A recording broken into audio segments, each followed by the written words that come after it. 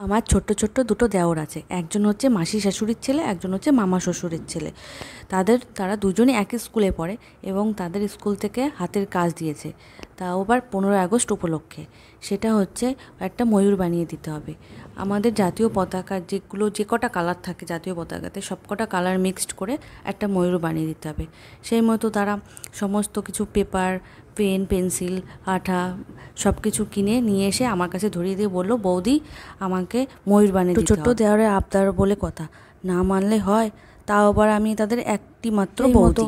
কাগজগুলো কেটে কুটে পালক বানাতে গিয়ে দেখি দুটো সবুজ কালার তো দুই রকম, তাতে তো সমস্যায় পড়া গেল। তারপর ভাবলাম যাই হোক, ভালোই হয়েছে, দুটো দুই রকমই ভালো। তাহলে দুজনের মধ্যে কোনো গণ্ডগোল হবে না, মারামারিও হবে না, দুজনকে কার কোনটা ঠিক দেওয়া যাবে। দেখো, কথা বলতে বলতে তো আমার ময়ূর বানানো পুরোপুরি কমপ্লিট। ময়ূরটা কেমন হয়েছে সবাই কিন্তু অবশ্যই কমেন্টে জানিও। ওদের তো ভীষণ পছন্দ হয়েছে, খুব খুশি দুজনে।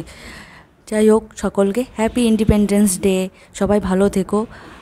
আশা করি ভিডিওটা যদি ভালো লেগে থাকে অবশ্যই লাইক, শেয়ার, সাবস্ক্রাইব করো। আজকের মতো টাটা।